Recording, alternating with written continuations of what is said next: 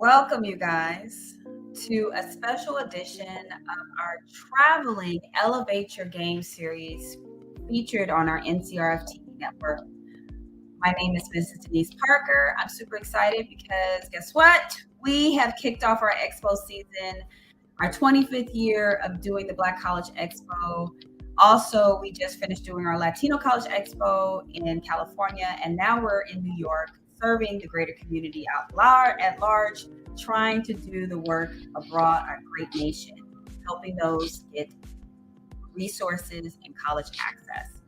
Again, my name is Mrs. Denise Parker. I am the Director of Internships and Careers for NCRF, and we have a wonderful Elevate Your Game today where we're featuring the power of your voice with Miss Tamara Bates. Welcome, welcome, welcome. Hey, how you doing? How you feeling? How you living?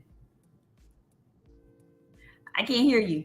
Turn it up. I say I'm living good, feeling good, cannot complain, having a good time, and doing what we do, keeping the main thing, and that's elevating students, the community, but also making sure that people can use the power of their voice to be the change that they want to see in their community. And before we introduce the rest of our guests for this prelude, who are you and what is your role at NCRF?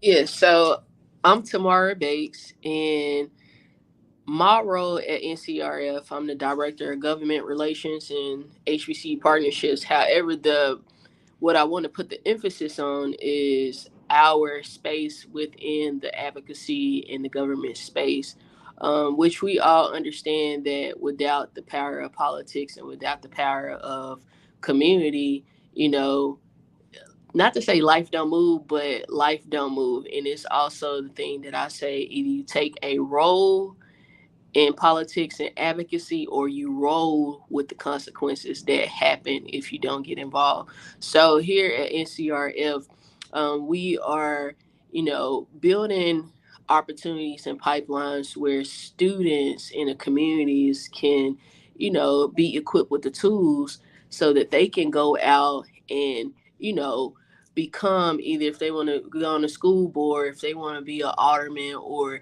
just don't like the way that they see things going on in their community, they have those resources and avenues and the people that they can lean back on. So where they can call on and tell them like, this is not going right in the community. How can we change? And we know there's power in numbers and power in the number of unity that we bring together.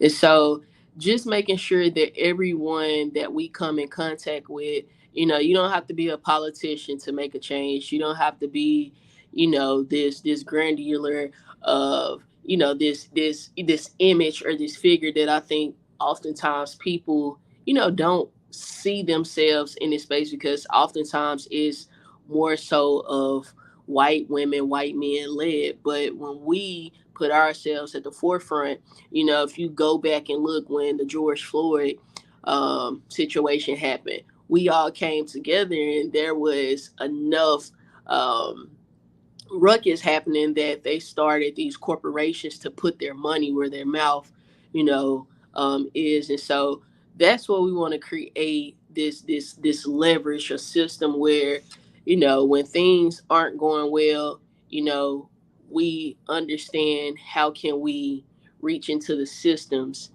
and not only reach into those systems, but sometimes you got to flip the system inside out. Everyone is needed. It's just like a body. Right. Everyone is needed for something. Every function on our body does something different. So that's how we look at the power of your voice here in CRF. You know, we have And I, activists. I love the fact that we're talking about everybody has a working part Hmm. to contribute to what we call activation of our great, policy making and making change and just not just raising a fist of power. We're going to be doing something phenomenal this coming up week. Hmm. We are right now in New York kicking off our Black College Expo, but we're going into next week, the week of September 24th through the 28th. Some of our team members, our key team members, along with some special guests, are going to be featured at the HBCU Conference week for the HBCU initiatives featured through the White House. Mm-hmm. And how we're going to support this space is by having a conversation that relates to your role, which is called the power of your voice. And one of the key things that we always stress is that we want to hear from our young people more than we want to hear from us. Right. So let's bring on our special guest. Mm-hmm. And let's talk about what we're going to talk about. Let's introduce, of course, our founder and fearless leader, Dr. Theresa Price. She is here, and we are going to bring her on. Here she is. Hello, right? hello. I want to make sure I'm not too dark up in here. You know, dark is good, though. Dark is good. Are you excited about our upcoming week that we're going to have in DC? I'm excited. It's exciting. I am super excited. Super excited. Yeah, super excited. So, there's so much change that we're about to have. I'm excited because, there's so much change. But the other thing is, too, every day, we always have to think of why we're here. I think that's the big thing. And I'm trying to make sure that I have some light going. I don't like the darkness that I see over here. But we got to make sure that we are the light. First of all, let me just say it that way, that we are the light. And what that means is we bring light into a room. We add on to what's happening in this world. We're brought here to add on. And I think a lot of times people are here and they don't know why, the why. Mm-hmm. And I think as you look around you, and you should know that you want to be here to impact, and you should have an impact, whatever that is. It could be something small, it could be something big, but you're here to impact, to add on. And so I think the work that we're all talking about right now and what we're doing right now is about making life better for everyone, making life, giving opportunities, and making sure that there's seats for everyone, and making sure that we stand in our truths and that we push and stand for something. Because as you know, a man that stand for anything will fall for nothing, or how you ever say it, fall for anything will stand for nothing. You know what I mean? That's it. So we need to be a part of the change. Yeah. We definitely need to be a part of the change. Starts with our voice. Starts with our voice.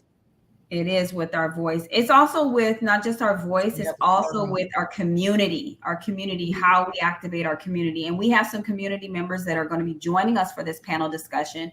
We have Mr. Archie Clay III. Welcome to the stage. Welcome. How are you doing, sir? Thank you for having me. It's a pleasure.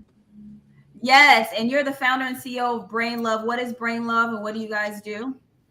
Brain Love is a luxury apparel and accessories company with a social impact on mental health. We realized that within the fashion space, of course, fashion is supposed to be a place of self-expression, but nowadays it's more of a status quo, right? It's more of a status symbol, right? For us is that we know that, of course, in the fashion you want to look good, right? But for us, we want to make sure people understand that in order to evolve and be a better version of yourself, you need to have your faith and your mindset locked in, right? And we want to be a brand and company that's disrupting that thought process and that narrative around that, but also being impactful within programming and really helping the community understand that your mental is important to your success, right? So for us, we're not just making dope pieces and dope product within the fashion lane, but we're also doing the work. We have partnered with Silence of Shame, which is a nonprofit mental health. We'll be donating 5% of our sales annually to their nonprofit, and we'll also be doing programming throughout the year. So, that's something that we're very proud of, and we're very focused on, and we're excited about it. Exciting, because fashion is, we are supporters of the fashion industry. We do a lot of, buying into it, but how much is it is social impact? And that's the difference between your organization and everybody else. Everybody else, Prada or Nada, right? So don't get wrong, we create dope stuff too now. We creating the dope pieces for everyone. So we're excited about that. Yeah, and I put your website up here. That's great. We, go and support and find out their initiatives, what they're doing and how they're doing it. Thank you so much. We're going to be talking about other aspects of how you guys are joining and adding to the panel. But I also want to introduce Andreas Martin. I'm going to add you to the stage, sir. How are you doing today? I'm doing phenomenal. It's a great day to be a part of, this interview, and obviously it's an honor and a privilege to be a part of this panel. So I'm doing. Tell us who you are as far as what your organization is. You're the CEO founder of HBCU Unite, but what does that mean? Who are you guys? Yeah, so 501c3 nonprofit organization and a mission essentially that was created to essentially bridge the gap with students from lower socioeconomic communities to HBCU awareness, and that's really the forefront of our work. Right, we want to make sure that we're Oh no. at the front end of scholarships, acceptance letters. So, as executive director, I steer ship for that mission, and making sure that whether it's a virtual presentation or in person, that we're ground level. So that's what I do with the nonprofit, and then I even created the experience into a #1 best-selling children's book. So the reason why I did that is to make sure that we want to educate everybody that's it's not too young to learn about HBCUs. So those are two of the ventures that I'm most excited and most blessed to be steering ship for sure. And I'm super excited because we are not just having a conversation with some phenomenal leaders in the community, but they're coming from all walks of life. And the conversation we're going to have in next week's wonderful HBCU White House Initiative Week is the power of your voice.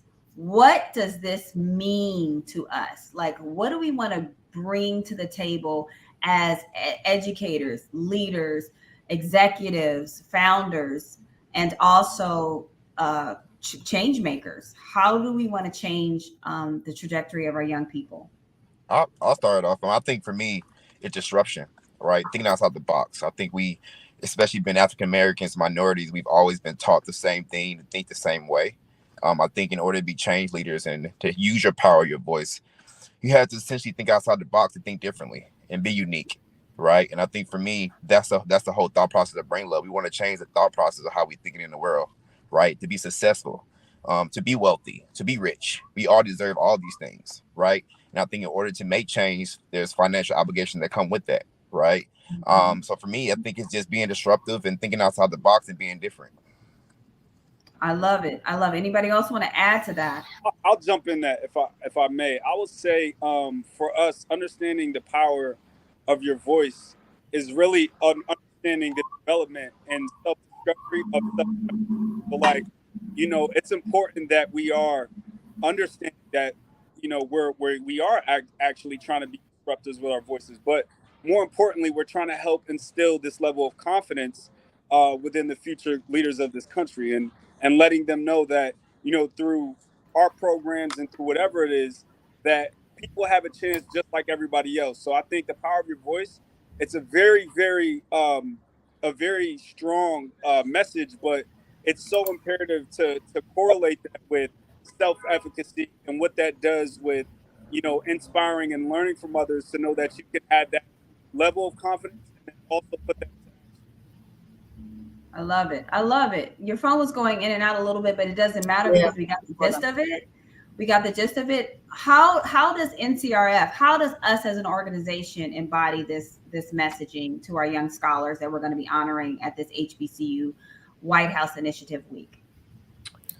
I Are you will go go ahead. ahead. Go ahead. Go ahead. Go ahead. Well, I was gonna say, and this is something Dr. Price and I talk about all the time is how can we create a space or structure where students, where the community understand the power of their voice and understand, it's not only about using your voice, but it goes back to creating a future for yourself and for like for your children, like understanding like the economic side of it. Because I know one thing that, you know, is big and is really enriching, but it's also one of those things. It is scary, but it's also one of those um like like we got to figure something out so that folks get it. you know, we want to understand, like, the power of our voice. Yes, it's our voice, but our voice also, translate into dollars. And what I mean by translating into dollars is that when we use our voice, our voice is, rolling over into tangible reality where we are actually, creating opportunities for like systems to be disrupt. But we can't do that if we don't have the right tools in place so that, again, everybody is equipped to go out there and be that change that they need to see. But also, it's like we understand that, your voice is, using truth to power, creating a better world for yourself. But once you create that better world for yourself, we have an obligation to go out and teach others how to create that same and We for need them. to not only teach others what needs to be created, but we need to empower our young people so that their voices are heard. And that Yeah. is one thing as leaders that we don't do well, is that we stop and listen to the next generation coming, after us, and take heed to what they're saying, because they have insight at their level. We have insight at the top, but then they have insight at their level, which will also change the trajectory of the whole overall mission of our people, of our Right. advancement. Well, that's a part of a diversity, though. Diversity is not in just gender and not in just color. It's also age, old school with the new school. I mean, all of those things that you're saying, it's not just us having all the answers, but listening to find out what is happening from their perspective right now. I also think when you say the power of your voice, it's voice in a literal sense, but it's also voice in the green sense. It's Mhm. also you have to, if you see that someone is not supporting your community or doing things that are against, that are disrespectful to your community, why would you support that brand? Why Mhm. would you support that service? They're telling you that you Mm. don't have, that we'll take your dollar, but we don't respect you. So I think the power of your voice is deeper than the voice. Yeah. It's also where you spend your money, where you spend your time, and Mhm. also lending your voice to say, no, that's not right, or write a letter and say, we don't believe this should be happening, or we need more of this, or building this, or attending the parent conference. I don't want to just say PTO meetings, or the district meetings, or the council meetings, or it's not just about the White House. It's not just about the administration. It's about, what are you doing in your own local community? What Yeah. are you doing to make sure that your community is affording you the opportunities and resources to be your best self? And That's real. also, I love that, because also in our careers that we take upon graduating from college, or our internships that we do while in college, we don't even know much about our companies that we're working for. We don't Right. know all the What they resources. stand for, who Yeah, they're what they funding, stand for, what what they're their funding. meaning. Yeah, what's their history? What are they doing to support minority and underserved communities? How we can get more involved in those roles, or make a role, or start to Let create change. check this out. If if every black person just stopped and didn't do nothing, didn't spend a dime, didn't play a sport, didn't do nothing, the We, world would fall apart. I mean, that's just real. We spend more money, we overspend, and we don't save. Think about that, though. If yeah. we didn't do for one day nothing, just shut down, that would change the game, because we're so powerful in everything. We may be less in numbers, but our less is more. We Mhm. spend more, we do more. We, I mean, come on. I love it. I love it. So I know we all have so much passion. Let's just tie it up. I'm going to put the White House HBCU week up for people to know Yes. more about. It Mhm. is tons of information on this website that's going to share what the HBCU initiative means towards the White House. It was started by several different administrations back. I believe it's George Bush. His Junior, his administration started this whole HBCU opportunity to create more pathways. but more so it's just You might utilizing. want to repeat that again too. You might want to repeat that again, who started it, because it kind of went a little out. And I think that's a really valid point. Yeah, so George W. Bush, I believe, started the HBCU initiative in his administration so that it will support the legacy of HBCUs and tie them with connections with politicians and all the resources on the federal level. We don't talk enough about it. They're still trying to get a lot of support, and we need more people to know about the HBCU initiatives through the White House and how others can join and support. This week is to honor the scholars, which are the students who are coming from prestigious institutions across the HBCU space. But we also want to hear from them. Archie, do you want to have any final words? I know your colleague Andreas had to leave because he was also in another, we're busy, we're traveling, we're moving about. Do you have any final words that you want to share about what you want to bring to the table for next week? No, man, we're just excited to be a part of this conversation, the power of voice, to help with change, man. I think the new generation to play a major role in the transition of who we are and the leadership of who we are as we, build success in the future. So hopefully we can empower change and motivate someone to think bigger when it comes to who they are in their life. I love it. I love it. Tamara, this is your baby. This is something that you wanted to do because this is what you do. So, look, I look at it like this. I over the course of the week, this past week, I attended a function with the Tennessee Young Democrats, and one of the legislators said something that really stuck with me. He said we have to be advocacy motivated and politically motivated. But if you look at it, it's AM, PM. That's all. Wow. We got the it's all day. It don't stop. PM. It don't stop, because everything that we do is tied to advocacy, politics, and if we don't, yeah, it is. And I don't think people realize how big it is. It's everything tied to it. So that's one thing that I want to leave students and just the people is understand that everything is advocacy motivated, everything is politically motivated. Everything we do is politics. Everything.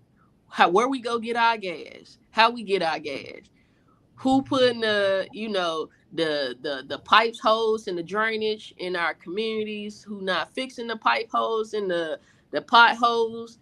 It's so much that plays a role. And then when we go and look at it, check this out. President Biden actually alluded to a lot of the governor of Tennessee this past week, because more came out over TSU being underfunded, additional $12 million.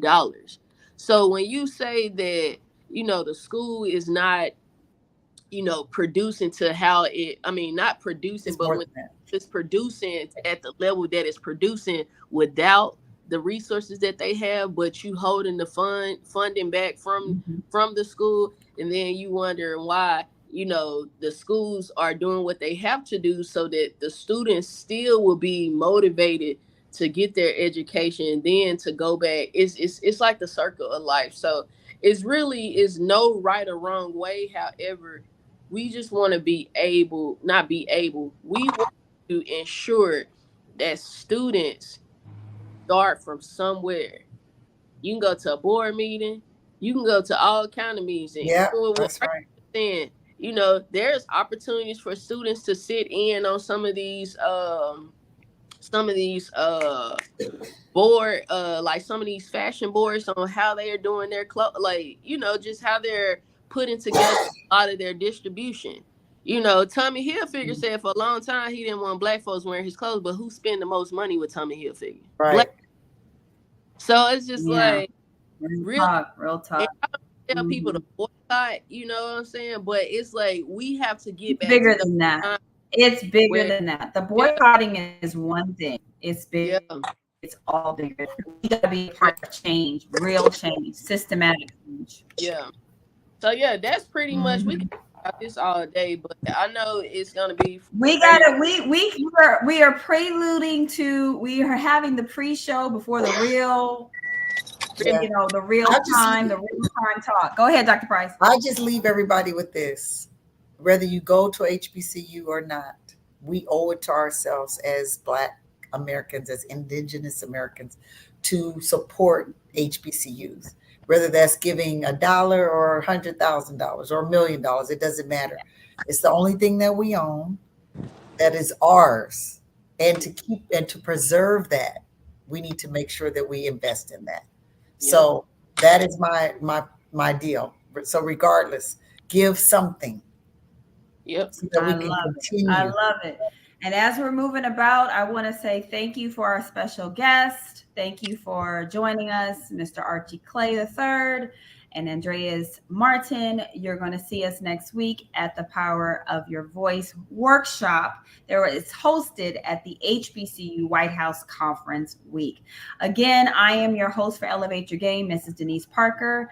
For internships and careers, we are here to serve you, not just in college, but throughout your careers and beyond, so that you can make it to the next legacy for your life. Thank you again. We'll see you soon.